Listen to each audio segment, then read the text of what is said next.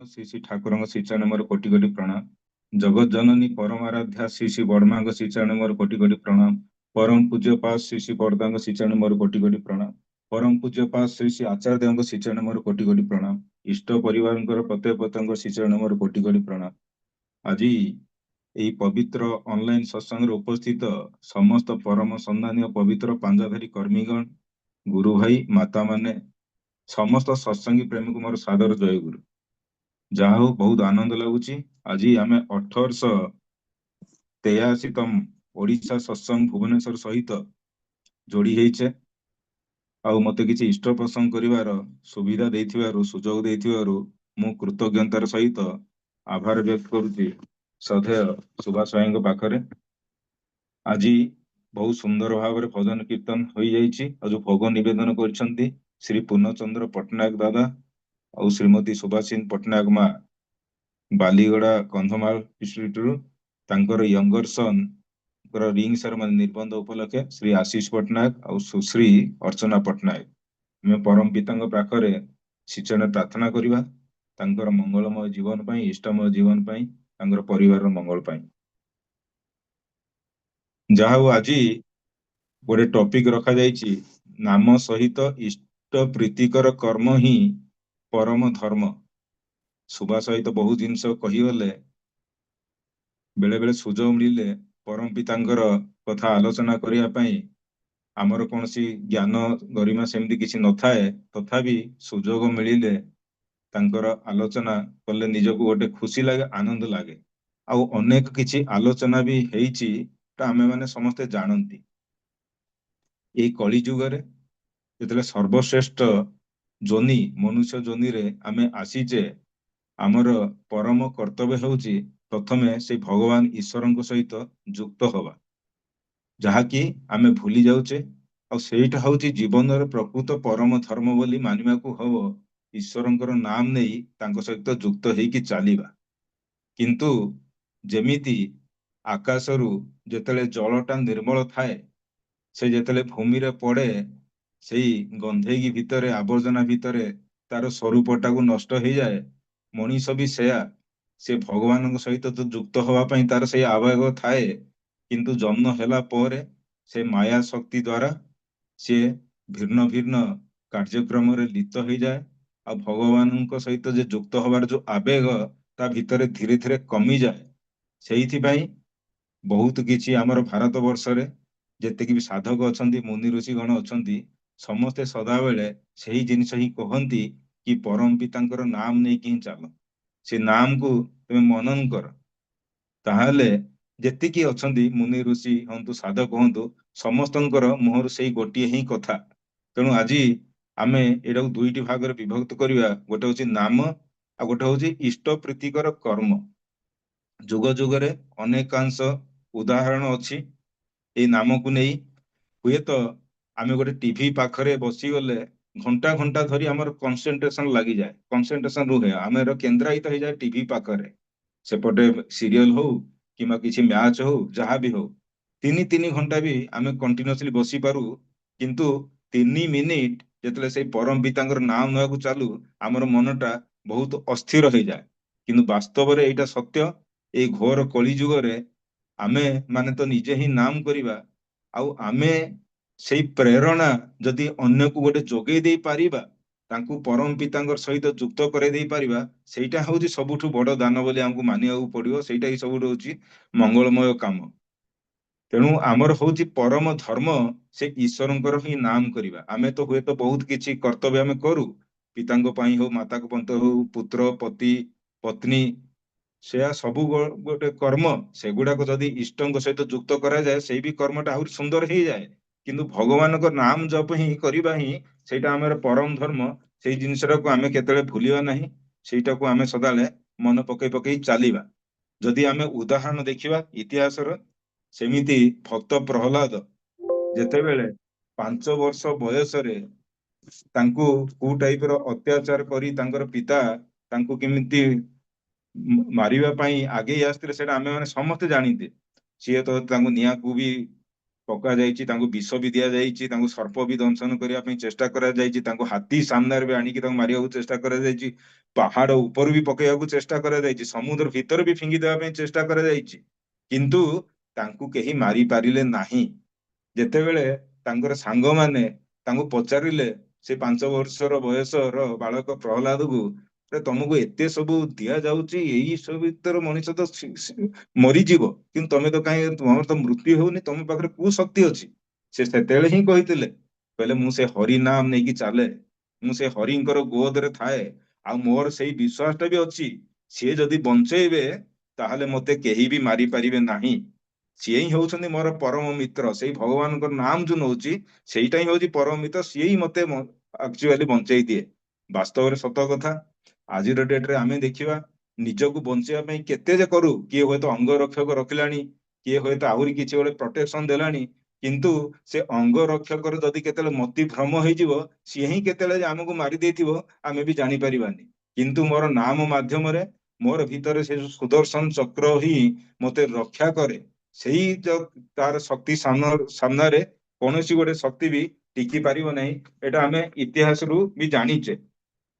ନାରଦ, ଯେମିତି ନାରଦ ମୁନି, ସେ ବ୍ରହ୍ମଜ୍ଞାନୀ ବାଲ୍ମୀକି, କିନ୍ତୁ ତାଙ୍କର ସେ ଯେତେବେଳେ ନାମକୁ, ତାଙ୍କର ପ୍ରଥମେ ପ୍ରଥମେ ଆମେ ଯାହା ଇତିହାସରେ ଶୁଣିଛୁ, ନାମକୁ ପ୍ରଥମେ କରିପାରୁନଥିଲେ, ରାମ ନାମ ନେଇ ପାରୁନଥିଲେ ଠିକରେ, ସେ ମରା ମରା କହି କହି କହି କହି ସେ ରାମ ନାମ ହେଇଗଲା, ମାନେ ନାମକୁ ଓଲଟା କହି କହି କହି କହି ବି ତାଙ୍କର ସାଧନାରେ ହେଇଗଲା। ଆଉ ଆମେ ତ ସିଧାସଳଖ ଗୋଟେ ଠାକୁରଙ୍କର ସର୍ବଶ୍ରେଷ୍ଠ ନାମ ପାଇଛେ, ତେଣୁ ତାର ଭିତରେ ଯେ କେତେ ଶକ୍ତି, ସେଟା ଆମେ କେବେ ବି କଳ୍ପନା ବି କରିପାରିବେନି। ଗୋଟେ ଇତିହାସରୁ ଦେଖାଯାଏ, ଗୋଟେ ମାନେ ସନ୍ନ୍ୟାସୀଙ୍କର କଥା ବି କହିବା। ଥରେ ତୁକାରାମ ମହାରାଜ, ସେ ଆପଣ ମାନେ ତାଙ୍କର ନାମ ହୁଏତ ଶୁଣିଥିବେ, ସେ ତାଙ୍କର ମୃତ୍ୟୁ ସମୟରେ ଏହା ହିଁ ଇତିହାସ ଅଛି, ସେ ଯେମିତି ବିମାନ ଦ୍ଵାରା ସେ ଭଗବାନଙ୍କର ଧାମକୁ ହିଁ ଚାଲିଗଲେ, ସେ ନାମ କରି କରି। ତୁକାରାମ ମହାରାଜ ଯେ ଶିବାଜୀ ମହାରାଜ ଥିଲେ, ସେଇ ଟାଇମରେ ହିଁ ଶିବାଜୀ ମହାରାଜଙ୍କର ଗୁରୁ ହଉଛନ୍ତି ରାମଦାସ, ଆମେ ଜାଣିଛେ। ଆଉ ସେ ରାମଦାସଙ୍କ ପ୍ରେରଣାରେ ଶିବାଜୀ ମହାରାଜଙ୍କୁ ତାଙ୍କୁ କହିଥିଲେ, ତମେ ଯାଅ ତୁକାରାମଙ୍କୁ ଯାଇକି ଦର୍ଶନ କର, ତାଙ୍କ ସହିତ ଯୁକ୍ତ ହୁଅ। ତେଣୁ ଶିବାଜୀ, ଛତ୍ରପତି ଶିବାଜୀ ମହାରାଜ, ତେଣୁ ତୁକାରାମ ଆଉ ଗୁରୁ ରାମଦାସ ଦି ଜଣ ଯାକୁ ନିଜର ଗୁରୁ ବୋଲି ହିଁ ଭାବୁଥିଲେ ଆଉ ମାନୁଥିଲେ। ଆଉ ସେତେବେଳେ ସେ ଆସିଛନ୍ତି, ଆମେ ଜାଣିଛେ ଇତିହାସରୁ, ତୁକାରାମ ମହାରାଜଙ୍କୁ ଯେତେବେଳେ ଶିବାଜୀ ପ୍ରଥମେ କିଛି ଗୋଲ୍ଡର ଗିଫ୍ଟ ଦେବା ପାଇଁ ଆସିଥିଲେ, ସେ ସେଥିରେ ଗ୍ରହଣ କରିନେଲେ, ସେ ସେଇଠୁ ଭାଗିକି ପଳେଇଲେ। ଯେତେବେଳେ ପୁଣି ଆସିକି ପଚାରିଲେ, କଣ ପ୍ରଭୁ, ମୁଁ ତ ଆସିଛି, ଆପଣ ଏତେ ସାଧୁ ସନ୍ନ୍ୟାସୀକୁ ରଖିଛନ୍ତି, ସମସ୍ତଙ୍କର ଖାଇବା ପିଇବା ପାଇଁ ବ୍ୟବସ୍ଥା କରାଉଛନ୍ତି, ମୁଁ ସେଇଥିପାଇଁ ଭାବିଲି କିଛିଟା ଯଦି ମୁଁ ଗୋଲ୍ଡ ଦେଇଦେବି ସେଟା କିଛି କାମରେ ହିଁ ଆସିବ। ସେ କହିଲେ, ଆରେ ମୋର କଣ ହବ, ତମେ ମୋର ଟିକିଏ ଏଇ ଅବସ୍ଥା ଭାବିକି ତମେ ମତେ ହୁଏତ ସୁନା ଦେଇପାର, କିନ୍ତୁ ତମେ ଭାବିଛ ମୁଁ ଯାହାଙ୍କର ଶରଣରେ ଅଛି, ଯାହାଙ୍କୁ ମନନ କରି କରି ନେଇକି ଚାଲିଛି ଏତେ ଏତେ ବର୍ଷ ବର୍ଷ ଧରି, ସିଏ କଣ ମୋର ଚିନ୍ତା କରିପାରୁନାହାନ୍ତି? ସିଏ ମୋର କଣ ଚିନ୍ତା କରୁନାହାନ୍ତି? ସିଏ ହିଁ ମୋର ପ୍ରକୃତରେ ଚିନ୍ତା କରୁଛନ୍ତି। ଆଉ ସିଏ ଯେତେବେଳେ ମୋର ଚିନ୍ତା କରୁଛନ୍ତି, ମତେ ସୁନାର ଆବଶ୍ୟକତା କାହିଁକି? ସିଏ ହିଁ ସବୁ ଯୋଗେଇ ଦଉଛନ୍ତି, ଏଠି ଖାଇବା ପିଇବା ରହିବା କେମିତି ଏତେ ଲୋକଙ୍କର ବ୍ୟବସ୍ଥା ସିଏ ହିଁ କରେଇ ଦଉଛନ୍ତି, ତେଣୁ ମୋର ଆଉ କଣ ଆବଶ୍ୟକ? ସେ ଯାହା ହଉ, ତାଙ୍କ ପ୍ରେରଣାରେ ଥରେ ସେ ଆସିଛନ୍ତି ତାଙ୍କର ଦର୍ଶନ ପାଇଁ। ସେ ଗୋଟେ ଜାଗାରେ ବସି, ସେ ଗୁମ୍ଫା ଭିତରେ ହଉ ଯୋଉଠି ହଉ ବସି, ସେ ନାମ ଧ୍ୟାନରେ ମଗ୍ନ ଅଛନ୍ତି। ସିଏ ଭଗବାନ ଶ୍ରୀକୃଷ୍ଣଙ୍କର, ଲର୍ଡ କୃଷ୍ଣ ଆଉ ବିଷ୍ଣୁଙ୍କର ଗୋଟେ ଅବତାର ଭିଟଲ, ମହାରାଷ୍ଟ୍ରରେ ଆପଣ ମାନେ ଶୁଣିଥିବେ ହୁଏତ ନା, ସେ ସଦାବେଳେ ଭିଟଲ ଭିଟଲ ହେଇ ନାମ କରନ୍ତି। ଆଉ ସେ ଯେତେବେଳେ ଆସିଛନ୍ତି, ଆଉ ଯେତେବେଳେ ଶିଷ୍ୟ ଗୁରୁଙ୍କ ପାଖକୁ ଆସେ, ସେ ତାଙ୍କର ଭିତରେ ସେଇ ସହନଶୀଳତା ରହିବା ଦରକାର, ସେଇ ଧୈର୍ଯ୍ୟ ଭାବ ରହିବା ଦରକାର, ସେଇ ସରଳତା ରହିବା ଦରକାର। ଛତ୍ରପତି ଶିବାଜୀ ସେନ ସିଆ ହିଁ କରିଛନ୍ତି।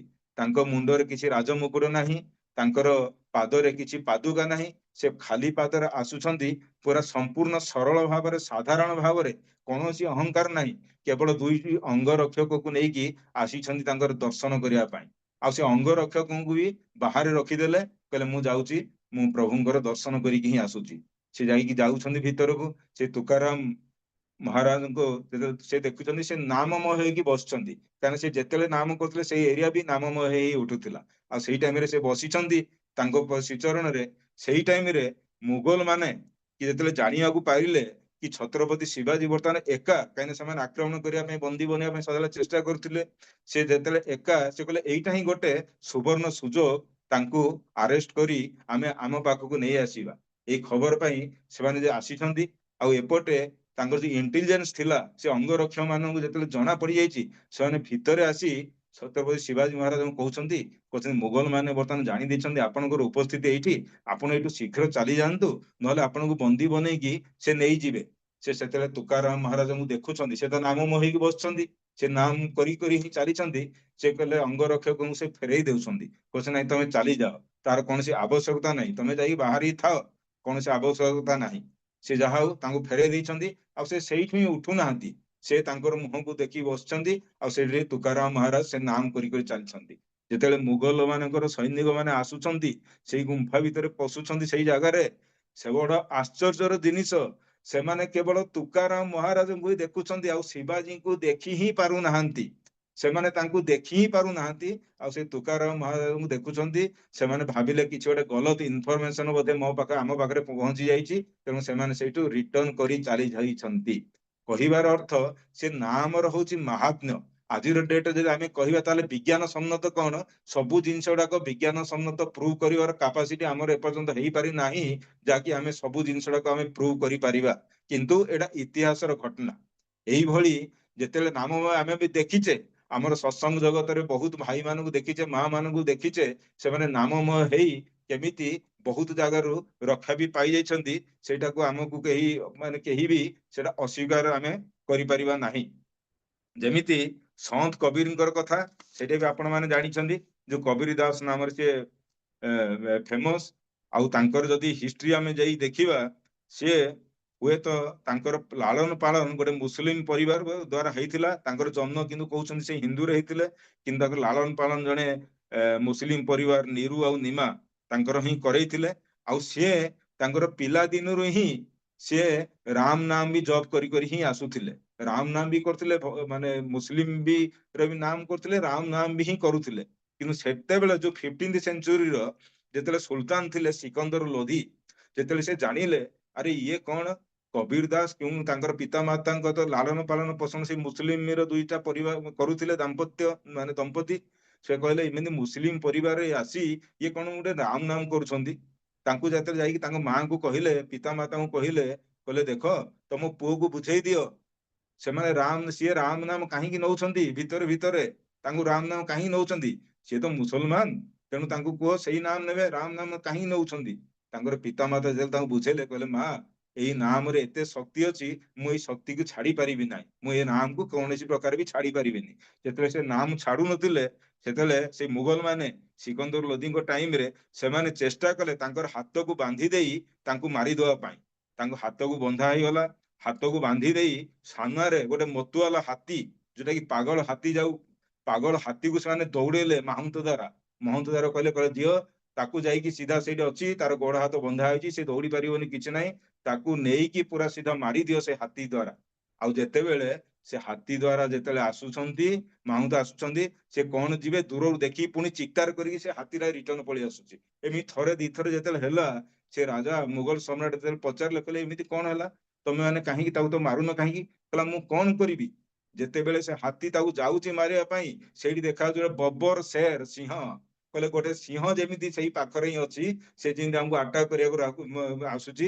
କହିଲେ ଆରେ ଏମିତି କଣ ପସିବୁଲ, ଏଇଟା କଣ ପସିବୁଲ, ସେଇଠି ତ କେହି ନାହାନ୍ତି। ସେ କହିଲେ ମୁଁ ନିଜେ ହିଁ ଯିବି। ସେ ନିଜେ ହିଁ ଯାଇକି ଯେତେବେଳେ ଦେଖିଲେ ସତରେ ଯେତେବେଳେ ମାରିବାକୁ ଉଦ୍ୟମ କରୁଛନ୍ତି, ସାମ୍ନାରେ ଗୋଟେ ବବର ଶେର ମାନେ ସିଂହ, ମାନେ ଭଗବାନ ସ୍ୱୟଂ ତାଙ୍କର ଭକ୍ତକୁ ସେଇ ନୃସିଂହ ଅବତାର କୁହନ୍ତୁ, ଯେକୌଣସି ଅବତାର କୁହନ୍ତୁ, ସେଇ କରି ସେ ତାଙ୍କୁ ବଞ୍ଚଉଛନ୍ତି। ସେ ତାପରେ ସେମାନଙ୍କୁ କିଛି ସିଏ କରିପାରିଲେନି, ତାଙ୍କୁ ନିଆଁରେ ବି ପକେଇବା ପାଇଁ ଚେଷ୍ଟା କଲା, ତାଙ୍କୁ ବହୁତ କିଛି ମାରିବା ପାଇଁ ଚେଷ୍ଟା କରିଗଲା, କିନ୍ତୁ ସେ ତାଙ୍କୁ କିଛି କରିପାରିଲେ ନାହିଁ। କହିବାର ଅର୍ଥ ଏପଟେ ବହୁତ ଇତିହାସ ସେମିତି ଅଛି କି ନାମ ମାଧ୍ୟମରେ ମଣିଷ କେମିତି ବଞ୍ଚି ଯାଇପାରେ। ଆଉ ସେ ଆମର କିନ୍ତୁ ପରମ ସୌଭାଗ୍ୟ ଶ୍ରୀ ଠାକୁରଙ୍କୁ ଆମେ ଏଇ ଜନ୍ମରେ ହିଁ ପାଇଛେ।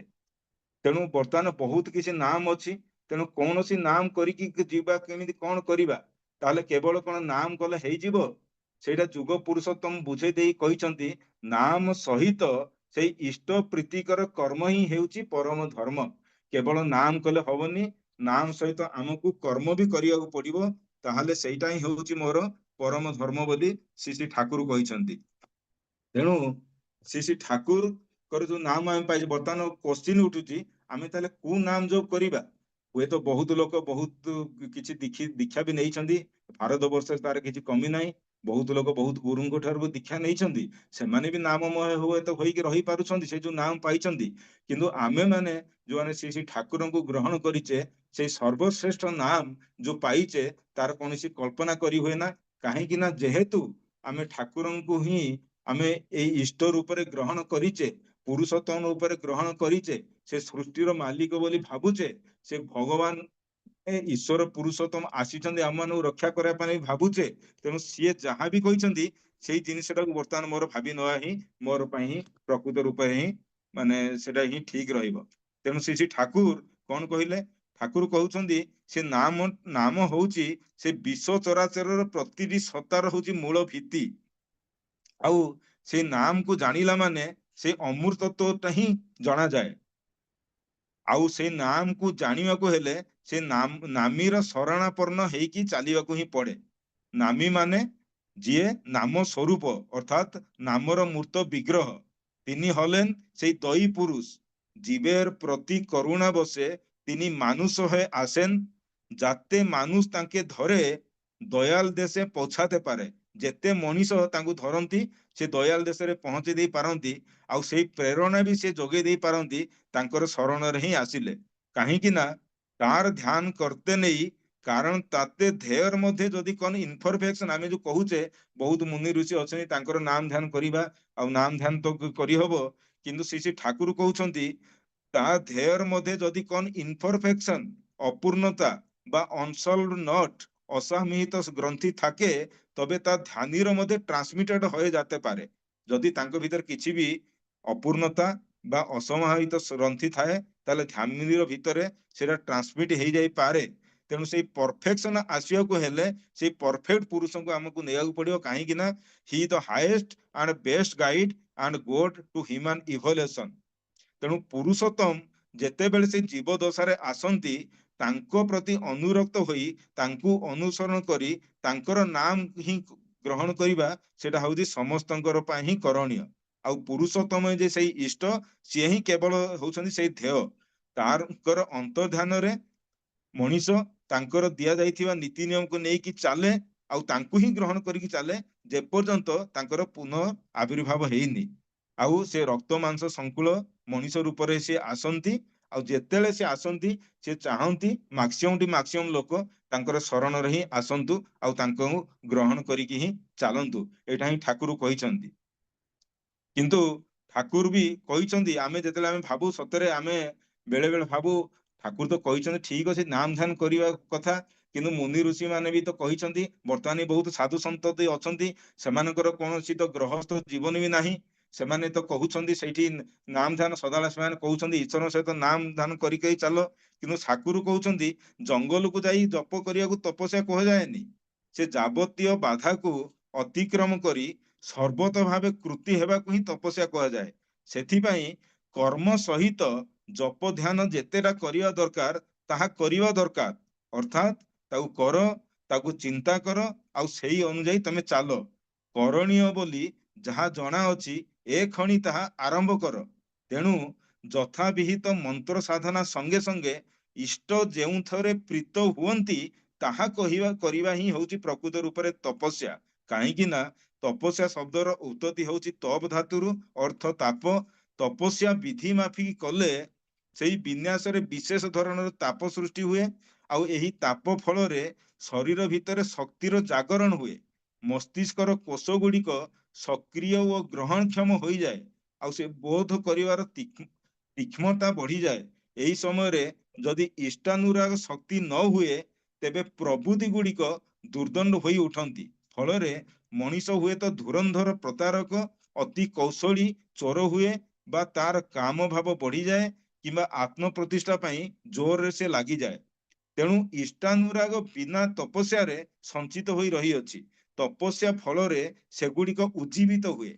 ଖଜୁରୀ ରସ ବା ଆଖୁ ରସକୁ ରାନ୍ଧିଲେ ଯେପରି ଏହାର ମଇଳା ଉପରକୁ ଭାସି ଆସେ, ସେହିପରି ତପସ୍ୟାର ତାପରେ ମନୁଷ୍ୟ ମନର ଅସଂଖ୍ୟ କୁତ୍ସିତ ପ୍ରବୃତ୍ତି ସୁପ୍ତ ଅବସ୍ଥାରୁ ଜାଗ୍ରତ ଅବସ୍ଥାକୁ ଚାଲି ଆସେ।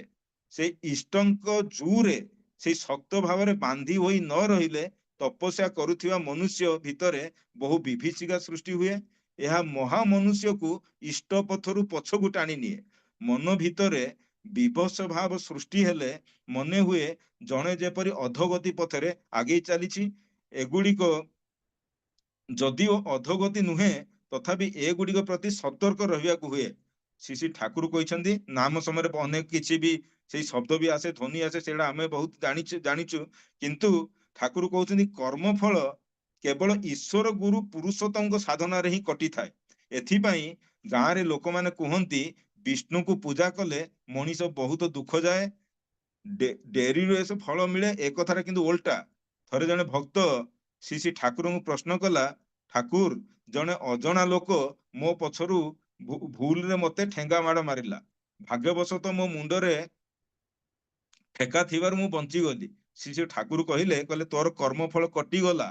ତୁ ପୂର୍ବ ଜନ୍ମରେ ଗୋଟେ ମାଙ୍କଡକୁ ଠେଙ୍ଗାରେ ବାଡେଇଥିଲୁ, ଏବେ ତୁ ଠେଙ୍ଗା ମାଡ଼ ଖାଇଲୁ, ତେଣୁ ତୋର କିଛି ହେଲା ନାହିଁ। ଏହିପରି ଅଜସ୍ର ଘଟଣା ଭକ୍ତମାନଙ୍କ ଜୀବନରେ ଘଟିଥାଏ।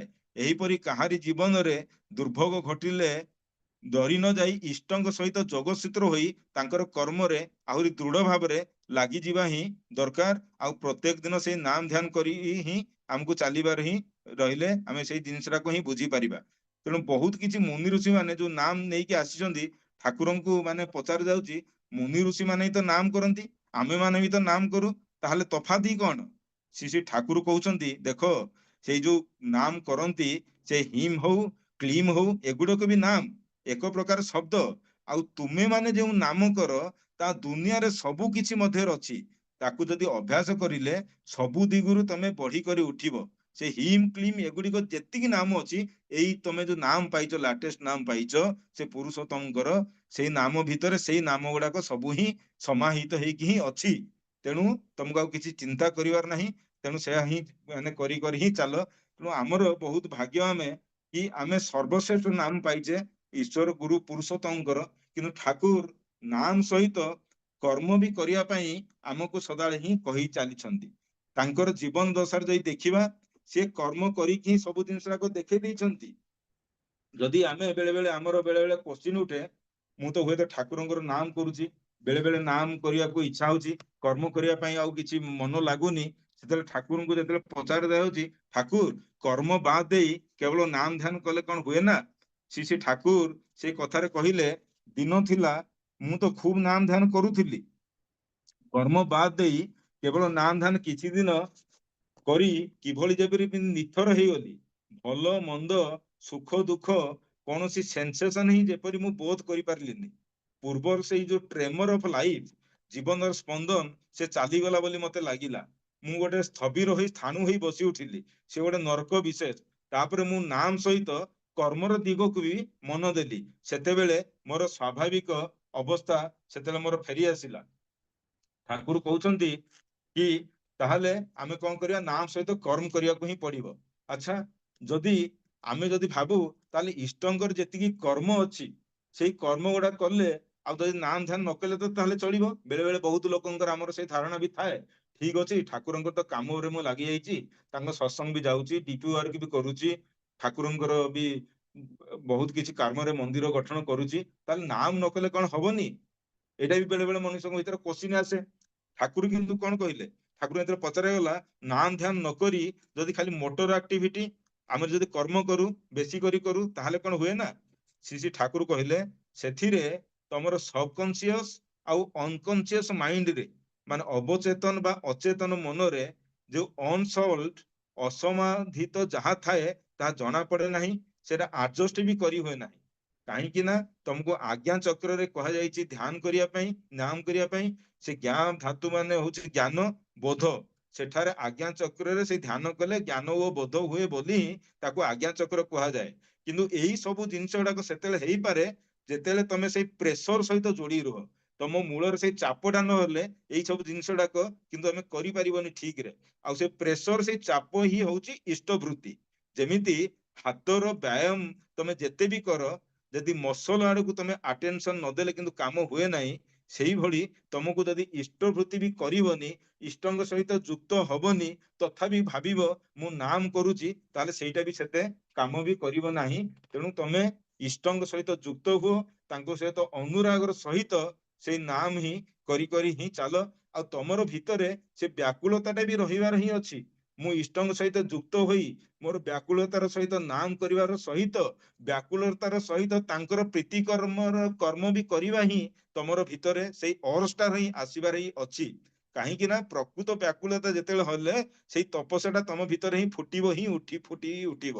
କାହିଁକିନା କରିବା ବାଦ ଦେଇ କେବଳ ବ୍ୟାକୁଳତା କେବଳ କ୍ରନ୍ଦନରେ ତାଙ୍କୁ ମିଳିପାରେ ନାହିଁ। ପୁଣି କରିବା ସହିତ ଯଦି ସମ୍ବେଗ ବା ବ୍ୟାକୁଳତା ନଥାଏ, ତେବେ ନିଜର ମଧ୍ୟ ମନ ଭିଜେ ନାହିଁ, ଅନ୍ୟର ମଧ୍ୟ ମନ ଭିଜେଇ ହୁଏ ନାହିଁ, ସବୁ ନିରସ୍କ ଆଉ ଶୁଷ୍କ ହେଇଯାଏ। ବ୍ୟାକୁଳତାଟି ଯେପରି ଡ୍ରାଇଂ ଫୋର୍ସ, ସେଇ ସଞ୍ଚାରଣୀ ଶକ୍ତି, ତାହା ହିଁ ବୃହତ ସୃଷ୍ଟିକୁ ସମ୍ଭବ କରି ତୋଳେ।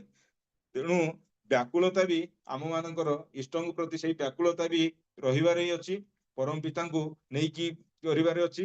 କିନ୍ତୁ ବେଳେ ବେଳେ ଆମ ମାନଙ୍କର ଯେତେବେଳେ ନାମ ଧ୍ୟାନ କରୁ, ଆମର ମାନେ ଯେ ମା ଦାଦା ମାନେ ପ୍ରଶ୍ନ କରନ୍ତି, ବହୁତ କିଛି ମନଟା ସ୍ଥିର ହୁଏ ନା, ବହୁତ ଜଘନ୍ୟ ଚିନ୍ତା ବି ଆସିଯାଏ, ମାନେ ସେତେବେଳେ କଣ କରିବା ଏମିତି ଆସିଯାଏ। ଶ୍ରୀ ଠାକୁର ବି କହିଛନ୍ତି, ତମର ଜଘନ୍ୟ ମାନେ କଣ? ତମର ଅସ୍ଥି ବୃଦ୍ଧିର ଯାହା ବିରୋଧୀ, ଯାହା ଇଷ୍ଟ ସ୍ୱାର୍ଥ ପ୍ରତିଷ୍ଠାର ପ୍ରତିକୂଳ, ମାନେ ଅନୁକୂଳ ନୁହେଁ, ଯାହା ପ୍ରତିକୂଳ, ତାହାକୁ ହିଁ ତମେ ଜଘନ୍ୟ କହୁଛ। ଏବେ ଆପଣଙ୍କ ପାଖରେ ଯାହା ଜଘନ୍ୟ ହୋଇ ରହିଛି, ତାକୁ ହିଁ ଆପଣ ସୁଷ୍ଠୁ ଓ ସୁନ୍ଦର କରି ତୋଳି ପାରନ୍ତି, ଯଦି ତାକୁ ଅସ୍ଥି ବୃଦ୍ଧି ଅନୁ ଓ ଇଷ୍ଟ ପ୍ରତିଷ୍ଠାର ସହାୟକ କରି ତୋଳି ପାରନ୍ତି। ଠାକୁର ଏକ୍ସାମ୍ପଲ ଦେଇ କହୁଛନ୍ତି, ଧର କୌଣସି ଝିଅ ପିଲା ପ୍ରତି ଆପଣଙ୍କର ଅବାଞ୍ଛିତ ଅନୁରାଗ ଅଛି ଏବଂ ଏହା ଆପଣଙ୍କ ମନର ତଳ ଭାଗରେ ଚାପି ହୋଇ ରହିଛି, ଆଉ ନାମ ଧ୍ୟାନରେ ସମୟରେ ସେଇ ଚିନ୍ତାଟି ଭାସି ଉଠିଲା, ସେତେବେଳେ ସେଇ ଚିନ୍ତାରେ ଅସ୍ଥିର ହୋଇ ଆପଣ ତାହାକୁ ଯେତେ ହିଁ ତଡ଼ି ଦେବାକୁ ଚେଷ୍ଟା କରୁଛନ୍ତି, ସେତେ ହିଁ ଯେପରି ତାହା ଆପଣଙ୍କୁ ପାଇ ବସୁଛି। କିନ୍ତୁ ସେତେବେଳେ ଯଦି ଆପଣ ଚିନ୍ତା କରନ୍ତି, ମୁଁ ଯଦି କାହାକୁ ଭଲ ହିଁ ପାଉଥାଏ, ତାର ଯେଉଁଥିରେ ଭଲ ହୁଏ ତାହା ହିଁ ତ ମୋର କରଣୀୟ। ପରମ ପିତାଙ୍କ ପାଖରେ ତାର ମଙ୍ଗଳ ପାଇଁ ଯଦି ପ୍ରାର୍ଥନା କରନ୍ତି, ସେ ଯେପରି ଇଷ୍ଟ ସ୍ୱାର୍ଥ ପ୍ରତିଷ୍ଠାପନ ହୁଏ, ସୁଖୀ ହୁଏ, ସେଥିପାଇଁ ଆପଣଙ୍କର ଯଦି କିଛି କରିବାର ଥାଏ, ସମ୍ମାନ ଯୋଗ୍ୟ ବ୍ୟବଧାନ ବଜାୟ ରଖି ଆପଣଙ୍କର ବଂଶ ମର୍ଯ୍ୟାଦା ଓ ଇଷ୍ଟ ଗୌରବ ସ୍ମରଣରେ ରଖି ତାହା କିପରି ଭାବରେ କରାଯାଏ, ତାର କୌଣସି ଉପାୟ ଯଦି ଆପଣ ଚିନ୍ତା କରନ୍ତି, ତାହା ତ ଦୋଷଣୀୟ ହେବ ନାହିଁ, ବରଂ ସେହି ଚିନ୍ତା ଇଷ୍ଟ ସ୍ୱାର୍ଥ ପ୍ରତିଷ୍ଠା ସହିତ ଗ୍ରଥିତ ହେବା କାରଣରୁ ମଙ୍ଗଳ ପ୍ରସୂ ହିଁ ହେବ। ଏହାକୁ ହିଁ କୁହନ୍ତି ନିୟନ୍ତ୍ରଣ, ସାମଞ୍ଜସ୍ୟ ଆଉ ସମାଧାନ। ସମାଧାନ କେବଳ ମସ୍ତିଷ୍କରେ ଆସିଲେ ହିଁ ହେବ ନାହିଁ, ତାକୁ କର୍ମ ମଧ୍ୟ ଦେଇ ବାସ୍ତବରେ ରୂପ ଦେବାକୁ ହେବ। ଠାକୁର ଏକ୍ସାମ୍ପଲ ଦେଇ କହୁଛନ୍ତି, ଧର ଜଣଙ୍କ ପ୍ରତି ତମର ଗଭୀର ବିଦ୍ୱେଷ ଭାବ ଆସିଛି, ବିଦ୍ୱେଷ ଭାବ ପୋଷଣ କରନ୍ତି, ତମ ଧ୍ୟାନ ସମୟରେ ସେଇ ଚିନ୍ତା ଆପଣଙ୍କୁ ବହୁତ ପୀଡା ଦେଉଛି। ଆପଣ ହୁଏତ ଧ୍ୟାନରେ ବସି ଠିକ ଭାବିଲେ, ଭାବୁଛନ୍ତି ସେଇ ଟାଇମରେ ତା ସହିତ ଆଉ ପରଠାରୁ ବନ୍ଧୁ ପରି ମିଶିବି, ଆଜି ହିଁ ତା ଘରକୁ ଯିବି, ମୋ ଗଛର ଗୋଟେ ଲାଉ ସାଥିରେ ନେଇଯିବି, ଆଉ ତାର ପୁଅ ଝିଅ ମାନଙ୍କ ପାଇଁ କିଛି ଚିନାବାଦାମ ନେଇଯିବି। କିନ୍ତୁ ଆପଣ ତ ଭାବୁଛନ୍ତି, ଆପଣ ଚିନ୍ତାରେ ଆସୁଛନ୍ତି, ନାମ କରୁଛନ୍ତି, ଆପଣ ଚିନ୍ତାରେ ସେଇ ସଜେସନ ଆସୁଛି, ମୁଁ ଏହା କରିବି, ତା କାହିଁକିନା ତା ପାଖରେ ବିଦେଶ ଅଛି, ତାକୁ କଟିବା ପାଇଁ ମୁଁ ଏହା କରିବା ଦରକାର। କିନ୍ତୁ ଆପଣ କଣ କଲେ, କାର୍ଯ୍ୟ କ୍ଷେତ୍ରରେ ଭିତରର ନିରୋଧ ପ୍ରବୃତ୍ତିର କାରଣରୁ ତାହା ଆଉ ଆପଣ କଲେ ନାହିଁ, ଆଉ ମନେ ମନେ କଣ ଭାବିଲେ, ମୋ ଅନ୍ତରରେ ତ ବିଦେଶ ରହିଲାନି ଆଉ ଗଲା, ଆଉ ଆଉ କଣ ତା ପାଖକୁ ଯିବା କଣ ଦରକାର। କିନ୍ତୁ ଏଗୁଡାକ ସବୁ ହୁଏ ନା, ଯେତେବେଳେ ଯାହା ମନରେ ଆସେ ତାକୁ କର୍ମରେ ଯଦି ତମେ ନ ଫୁଟେଇ ପାର, ତାହେଲେ ତାର ସାର୍ଥକତା ବେଶୀ ହୁଏ ନା। ତେଣୁ ଠାକୁର ବହୁତ ଜିନିଷ ଆମକୁ ଏଇଭଳି ବୁଝେଇ ଦେଇଛନ୍ତି, କହିଲେ ତ ବହୁତ କିଛି କହିହବ, କାହିଁକିନା ତାଙ୍କର କର୍ମ ଉପରେ ବି କିଛି ଗୋଟେ ଆଲୋଚନା କରିବା।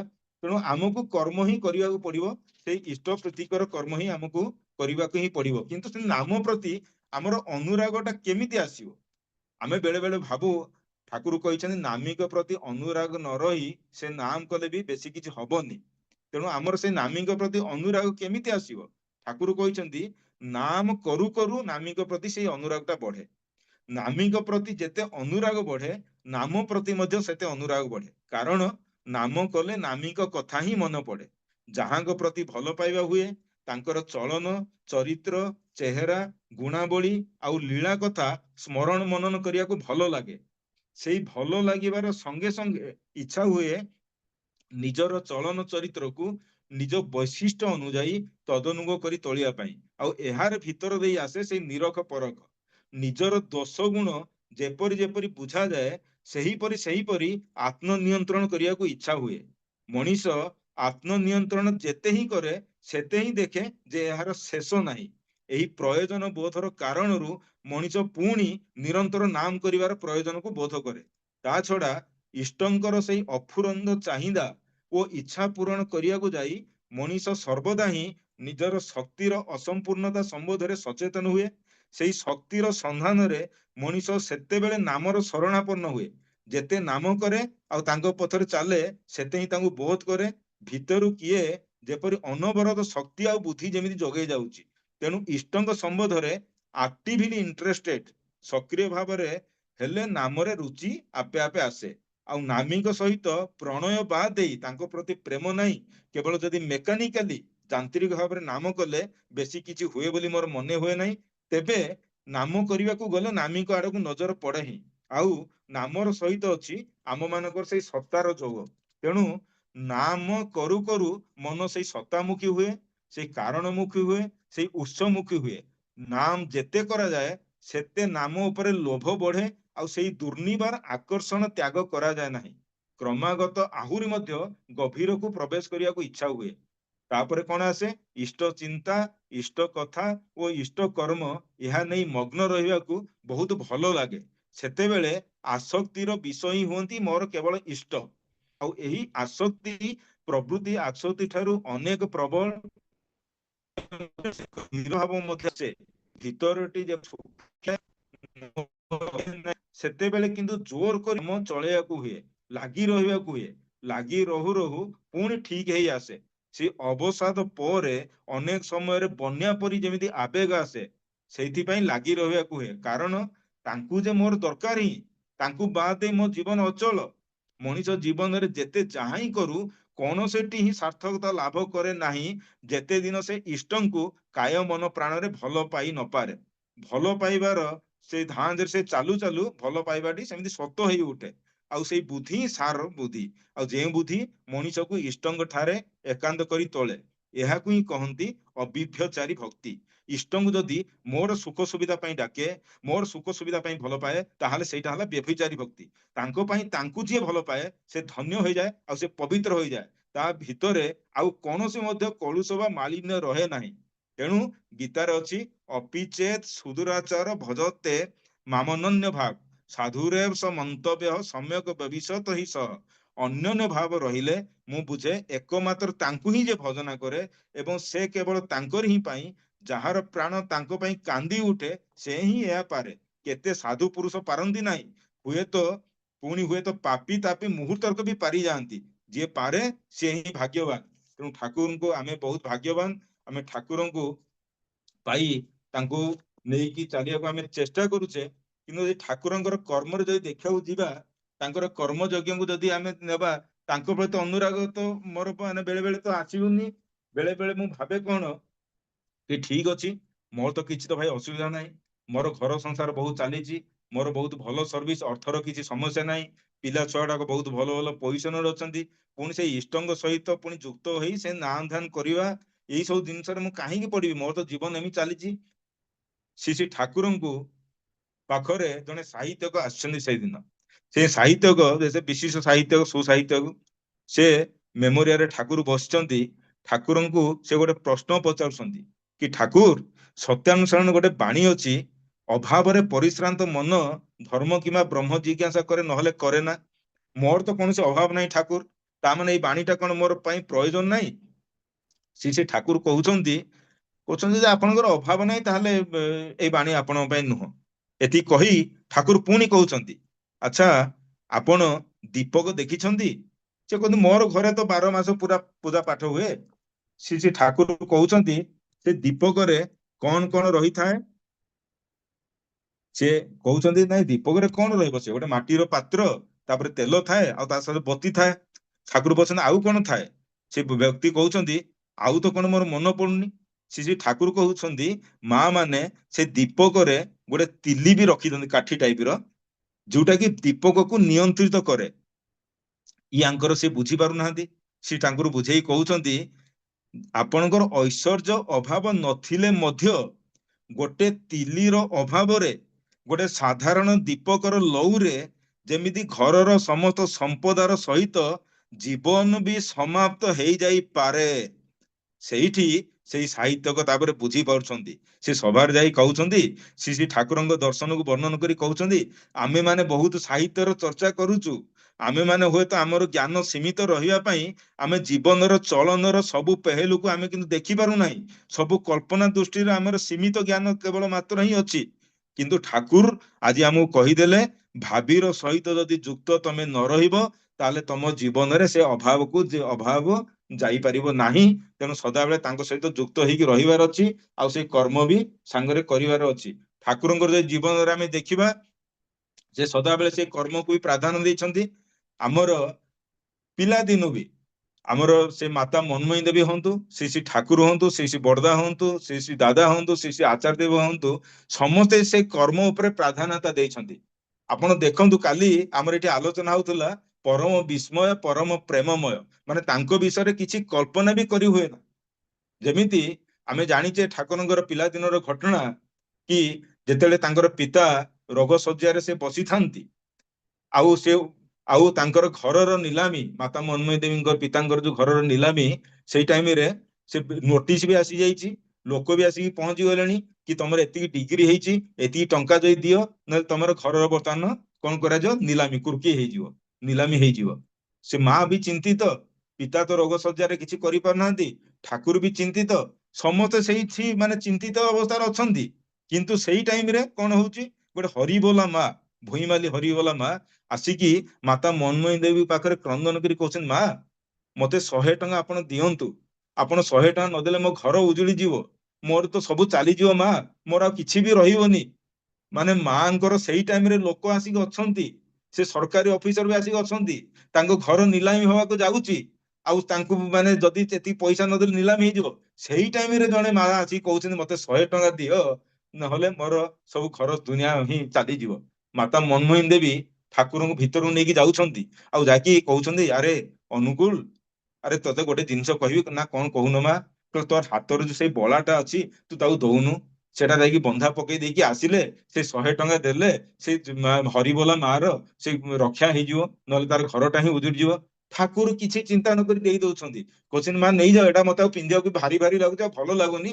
ସେ ମା ନେଇଛନ୍ତି, ତାଙ୍କୁ ଦେଇ ପୁଣି ସେ 100 ଟଙ୍କା ଦେଇ ତାକୁ ହରିବୋଲା ମାକୁ ଦେଇଛନ୍ତି। କହିବାର ଅର୍ଥ ସେ ସବୁ ଭିତରେ ହିଁ ସେ ଯୋଉ ଇଷ୍ଟ ପ୍ରୀତିକର କର୍ମ ସମସ୍ତଙ୍କୁ ନେଇ ନିଜର ଦୁଃଖ ଅବସ୍ଥା ଭିତରେ ବି ଅନ୍ୟମାନଙ୍କୁ କେମିତି ଖୁସି କରାଯାଏ ସେଇ ଜିନିଷରେ ଠାକୁର ଦେଖେଇ ଦେଇଛନ୍ତି। ସେ ଧନ୍ୟ ସେଇ ମା, ଆଉ ସେ ମା ସେଇ ମାପି ମାପି ସବୁ ଜିନିଷ ଠାକୁରଙ୍କ ପାଖକୁ ପଠେଇଛନ୍ତି, ଯୋଉଟା କି ଆମେ ଠାକୁରଙ୍କର ଗୁଣରେ ସେଇ ଜିନିଷଟାକୁ ଦେଖୁ। ପିଲାଦିନୁ ତାଙ୍କର ସହପାଠୀକୁ ସ୍କୁଲର ଫିସଟା ଦେଇଦବା ହଉ, କିମ୍ବା ପିଲାଦିନେ ଶୀତ ଦିନେ ସେ ଯେତେବେଳେ ଯାଉଛନ୍ତି ସ୍କୁଲ ଯାଉଛନ୍ତି, ଆସିଲା ବେଳକୁ ପୁରା ଉଲଗ୍ନ ଅବସ୍ଥାରେ ଆସୁଛନ୍ତି, ଘରକୁ ଫେରୁଛନ୍ତି, ଗଲା ବେଳକୁ ପୁରା ସବୁ ପ୍ୟାଣ୍ଟ ସାର୍ଟ ପିନ୍ଧି ପୁରା ପ୍ରପର ଡ୍ରେସରେ ଯାଉଛନ୍ତି, ଆସିଲା ବେଳକୁ କିଛି କପଡା ନାହିଁ, କାହିଁକି ନା ତାଙ୍କର ସାଙ୍ଗମାନଙ୍କୁ ହିଁ ଦେଇ ହିଁ ଚାଲିଛନ୍ତି। ସେ ପିଲାଦିନୁ ହିଁ ସେ କର୍ମ କରିବାର ଭିତରେ ହିଁ ସମସ୍ତଙ୍କୁ ଖୁସି କରେଇକି ରଖିଛନ୍ତି। ଆଉ ଯଦି ଆମେ ତାଙ୍କର ଗୋଟେ ଜିନିଷ ଦେଖିବା, ସେଇ କର୍ମ କାହିଁକି ନା ସେଇ ଭିତରେ ସେ ଗୋଟେ ଏକ୍ସାମ୍ପଲ ବି ଆମ ପାଇଁ କ୍ରିଏଟ କରିଛନ୍ତି, ସେ କେମିତି ପ୍ରୀତିକର କର୍ମ କରାଯାଏ। ଗୋଟେ ଛୋଟ ଏକ୍ସାମ୍ପଲ ନେଇ ତାକୁ ଆମେ ସମାପ୍ତ କରି ଆଜିର ଆଲୋଚନାକୁ। ସେଦିନ ଠାକୁର ଯେତେବେଳେ କୋଉଠି ବାହାରକୁ ଯାଇଛନ୍ତି ତାଙ୍କ ଭକ୍ତ ମାନଙ୍କ ସାଙ୍ଗରେ, ଯେତେବେଳେ ଫେରିଛନ୍ତି ହିମାୟତପୁର ଆଶ୍ରମକୁ, ସେ ଦେଖୁଛନ୍ତି ବହୁତ ଲୋକ ସେଇଠି ତାଙ୍କର ଆଗରେ ସେଇଠି ବସିଛନ୍ତି। ଆଉ ଯେତେବେଳେ ବସିଛନ୍ତି ଠାକୁର କହୁଛନ୍ତି କଣ ଆଜି ଏତେ ଏତେ ସକାଳୁ ସକାଳୁ ଏତେ ଏତେ ଲୋକ ପୁରା ଆସିଗଲେଣି ଏଠିକି, କଣ ହେଇଛି? ସବୁ ଲୋକମାନେ ସେମାନେ କହୁଛନ୍ତି ଆମେ ଆପଣଙ୍କୁ ଆଟେଣ୍ଡ କରିବା ପାଇଁ ଆସିଛୁ, ଆପଣଙ୍କୁ ସେବା ଦେବା ପାଇଁ ଆସିଛୁ। ଠାକୁର କହିଲେ ସେବା? ମତେ କଣ ପରମ ପିତା କଣ ମୋ ପାଇଁ ଏତେ ମତେ ଅଳସୁଆ କରିଦେଇଛନ୍ତି, ତମର ସେବା ନେବା ଦରକାର ମୋର? ନାଇଁ, ତମେ ଯଦି ସେବା କରିବାକୁ ଚାହଁ ତାହେଲେ ପରମ ପିତାଙ୍କର କିଛି କର୍ମ କର, ତମେ ସେଇ କର୍ମରେ ହିଁ ବର୍ତ୍ତମାନ ଲାଗିଯାଅ। ସେ କହିଲେ ଆମେ ତ ଘର ଦ୍ୱାର ଛାଡି ଆପଣଙ୍କର କୀର୍ତ୍ତନରେ ଏତେ ମସଗୁଲ ହେଇଯାଇଛୁ, ଆପଣ ଯୋଉ ନାମ ଧ୍ୟାନ କଥା କହୁଛନ୍ତି ସେଇଥିପାଇଁ ଆମେ ଆସିଯାଇଛୁ, ଆମେ ଘର ଦ୍ୱାର ସବୁ ମ୍ୟାଟେରିଆଲିଷ୍ଟିକ ଲାଇଫ ଛାଡିକି ଆମେ ବର୍ତ୍ତମାନ ଆସିକି ଆପଣଙ୍କ ଶରଣାପନ୍ନ ହେଇଗଲୁ, ଆପଣ ଦୟାକରି ଆମକୁ ଗ୍ରହଣ କରନ୍ତୁ। ଠାକୁର କିନ୍ତୁ କହୁଛନ୍ତି ନାଇଁ ତମେ ସେଇ ପରମ ପିତାଙ୍କ ପାଇଁ ତମେ କର୍ମ କର, ତମେ ଯଦି କର୍ମ କରିବ ତାହେଲେ ହିଁ ହବ।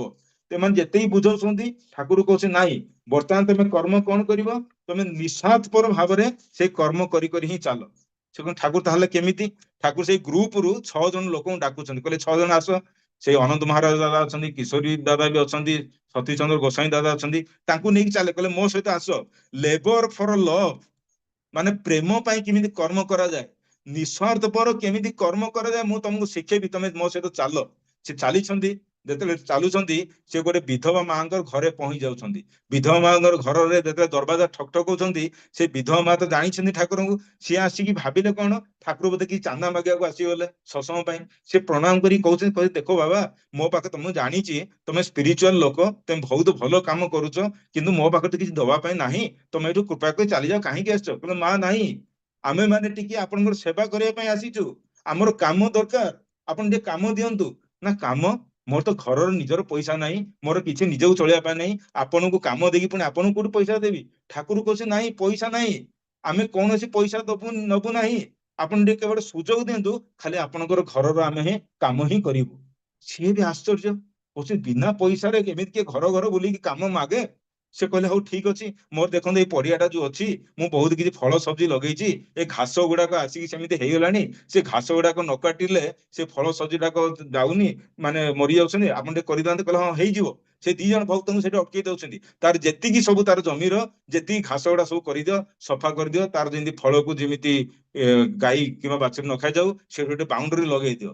ସେ ପୁଣି କହିକି ଆଉ ଟିକେ ବାଟ ଚାଲି ଯାଉଛନ୍ତି, ସେ ମା ପୁଣି ଦୌଡ଼ିକି ଆସୁଛନ୍ତି, କାହିଁକି ନା ସେ ପ୍ରଥମେ ଭାବୁଥିଲେ ଠାକୁର ବୋଧେ ପଇସା ନେବା ପାଇଁ ଆସିଛନ୍ତି, ଯେତେବେଳେ ନିଃସ୍ୱାର୍ଥପର କାମ କରୁଛନ୍ତି ଠାକୁର କହନ୍ତି ବାବା ଆଉ ଗୋଟେ କାମ ମୋର ରହିଗଲା। ନା କଣ କାମ ରହିଗଲା?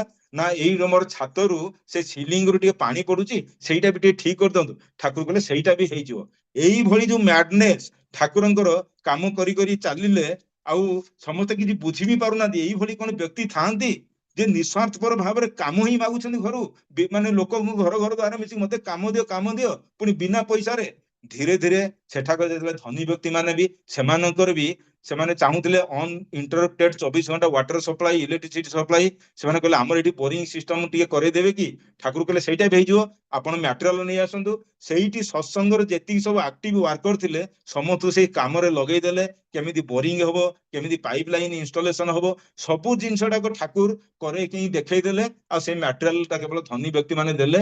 ଏଇ ଭିତରେ କଣ ହେଲା, ଏଇ କାମର କରିବା ଭିତରେ ଭିତରେ ଲୋକଙ୍କର ଏମିତି ଏକ୍ସପିରିଏନ୍ସ ହେଇ ଉଠିଲା, ଦେଖିବେ ଆମର ଯେତିକି ସତ୍ସଙ୍ଗର ଫ୍ୟାକ୍ଟରି କଥା ଚିନ୍ତା କରନ୍ତୁ, ସେ ମେକାନିକାଲ ୱାର୍କସପ ହୁଅନ୍ତୁ, ଇଲେକ୍ଟ୍ରିକାଲ ୱାର୍କସପ ହୁଅନ୍ତୁ, କିମ୍ବା ସିଭିଲ ଲାଇନ ହଉ, ସେଇ ଟାଇମରେ ପାବନା ହିମାୟତପୁର ଆଶ୍ରମରେ ଏଇଭଳି ଗଢି ଉଠିଲା। ସମସ୍ତଙ୍କ ଭିତରେ ସେଇ କର୍ମ ପ୍ରବଣତାଟାକୁ ଠାକୁର ସୃଷ୍ଟି କରିଦେଲେ, ସମସ୍ତଙ୍କର ଏଫିସିଏନ୍ସିଟାକୁ ଏତିକି ବଢେଇ ଦେଲେ, 2ଟା ମୁସଲମାନ ଭାଇ ଆସିକି ପହଞ୍ଚି ଯାଉଛନ୍ତି, କହୁଛନ୍ତି ଠାକୁର ଆପଣ ଆମକୁ ଦୟାକରି ଆମକୁ ଗ୍ରହଣ କରନ୍ତୁ, ଆମେ ଆପଣଙ୍କ ଦୀକ୍ଷା ନେବୁ। କହିଲେ କାହିଁକି? କାହିଁକି ନା ଆମର ଯୋଉ ପ୍ରଫେଟ ମହମ୍ମଦ ଅଛନ୍ତି ସିଏ ଆମକୁ ତ ଏଇଭଳିଆ ଜିନିଷ ଶିଖେଇ ନାହାନ୍ତି, କିନ୍ତୁ ଆପଣ ହିଁ ଶିଖେଉଛନ୍ତି ବାସ୍ତବିକ ଜୀବନରେ କର୍ମ କେମିତି କରିବାକୁ ହୁଏ, ତେଣୁ ଆପଣ ଆମକୁ ଗ୍ରହଣ କରନ୍ତୁ। ଠାକୁର କିନ୍ତୁ ଗ୍ରହଣ କରୁନାହାନ୍ତି, କହୁଛନ୍ତି ତମେ ଯଦି ପ୍ରଫେଟ ମହମ୍ମଦଙ୍କୁ ଅବମାନନା କରିକି ମୋ ପାଖକୁ ଆସିଛ ଦୀକ୍ଷା ନେବା ପାଇଁ, ତାହେଲେ ସେଟା ହେଇପାରିବନି। ତମେ ପଛେ ଯାଅ, ତମ ନିଜର ପ୍ରଫେଟଙ୍କୁ ଦେଖ, ତମେ ସିଏ କଣ କହୁଛନ୍ତି, ତାହେଲେ ସେଇ ଯୁଗ ମାଫିକ ଯାହା କହିଛନ୍ତି ସେଇଟା ତମେ ବୁଝିବାକୁ ଚେଷ୍ଟା କର। ଠାକୁର ତାଙ୍କୁ ଏକ୍ସାମ୍ପଲ ଦେଇ କହୁଛନ୍ତି ତମେ ସକାଳୁ ରାତିରେ ଉଠିଛ ଗୋଟେ ଡ୍ରେସ ପିନ୍ଧିକି, ପୁଣି ସକାଳୁ ଉଠିକି ଯାଉଛ, ପୁଣି ଗୋଟେ ଜମିରେ ତମେ କାମ କରୁଛ, ସେ ଜମିର ମାଟି ଲାଗିକି ତମ ଘର ମଇଳା ହେଇଗଲା, ପୁଣି ତମେ ଗାଧେଇକି ପୁଣି ସଫା ହେଇକି ଘରକୁ ଆସୁଛ, ସନ୍ଧ୍ୟାବେଳେ ଗୋଟେ ସୁଟ ବୁଟ ପିନ୍ଧିକି ତମେ ବାହାଘରକୁ ଯାଉଛ, ତମ ପିଲା ଛୁଆଙ୍କୁ ନେଇବାକୁ ଯାଉଛ, ତମେ ଜଣେ, ତମର କିନ୍ତୁ ଡ୍ରେସ ଟା ପରିବର୍ତ୍ତନ ହେଲା।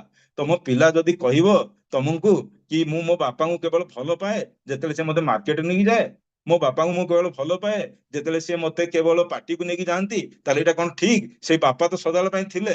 ସେମିତି ଯୁଗ ଯୁଗରେ ଯେତେ ପୁରୁଷୋତ୍ତମ ଆସିଛନ୍ତି ସିଏ ଏକ, କିନ୍ତୁ ଡିଫରେଣ୍ଟ ଡିଫରେଣ୍ଟ ଟାଇମ ଅନୁସାରେ ସେ ଆସନ୍ତି, ଆଉ ଯେଉଁ ଟାଇମରେ ଯାହା କରିବାର ଅଛି କହିଦେଇଛନ୍ତି।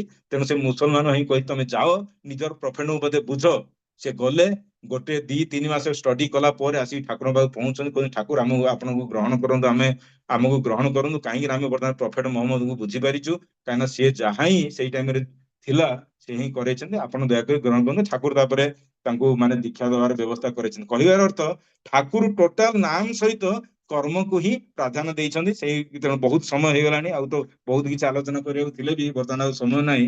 ତେଣୁ ବର୍ତ୍ତମାନ ମୁଁ ଏଇଠି ସମସ୍ତଙ୍କର ମଙ୍ଗଳ କାମନା କରି, ଆଉ ବିଶେଷ ଭାବରେ ସୁଭାଷ ସାଇଙ୍କର ଯାହା ସେ ଏତେ ଦିନ ହେଲେ ସେ ଚଲେଇ ଆସିଛନ୍ତି, ତାକୁ ସମସ୍ତଙ୍କର ଯେତିକି ଉପସ୍ଥିତ ଅଛନ୍ତି ସମସ୍ତଙ୍କର ମଙ୍ଗଳ କାମନା କରି ଏଠୁ ବିରାମ। ଜୟ ଗୁରୁ ସୁଭାଷ ଭାଇ, ବନ୍ଦେ ପୁରୁଷୋତ୍ତମ, ଜୟ ଗୁରୁ।